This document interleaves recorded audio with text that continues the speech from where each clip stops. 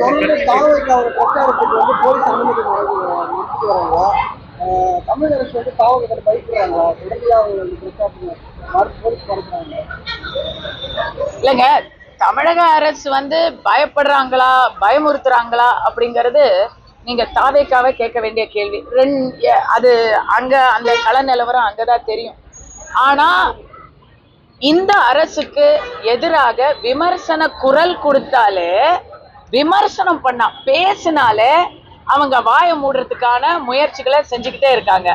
கஸ்தூரி ஒரு உதாரணம், சமீபத்தில் ஏகே மூர்த்தி அவர்கள் ஒரு உதாரணம், ஆம்ஸ்ட்ராங் ஐயா ஒரு உதாரணம், இங்க இருக்கக்கூடிய பலருடைய விமர்சன குரல்கள் கூட அதற்கு உதாரணம். யாருமே எதிர்த்து பேசக்கூடாது அப்படிங்கிற ஒரு எதேச்சாதிகார மனநிலையில தான் இன்றைய அரசு வந்து தமிழக அரசு செயல்பட்டுக்கிட்டு இருக்கு.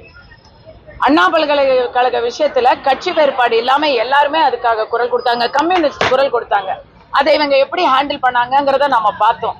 தூய்மை பணியாளர்கள் தங்களுடைய நியாயமான அங்கீகாரத்தை கேட்கும் பொழுது அவங்களுக்கான நீதியை வழங்காம அவங்கள ராத்திரியோட ராத்திரியா ஹைகோர்ட்டை சாக்கா வச்சு ஹைகோர்ட் ஆர்டர் வந்துருச்சுன்னு சொல்லி எப்படி அவங்க வந்து அந்த ராத்திரியோட ராத்திரியா அவங்கள விரட்டி அடிச்சாங்க, வன்முறையை பயன்படுத்தினாங்கிறத பார்த்தோம். ஸோ தாவேக்காவுக்கு அச்சுறுத்தல், ஆசை வார்த்தை எல்லாமே காட்டுறதுங்கிறது வந்து நான் கேள்விப்பட்டுட்டே தான் இருக்கேன். அவங்க முயற்சியை அவங்க எடுத்துக்கிட்டே இருக்கிறாங்க. விஜய் அவர்களுக்கு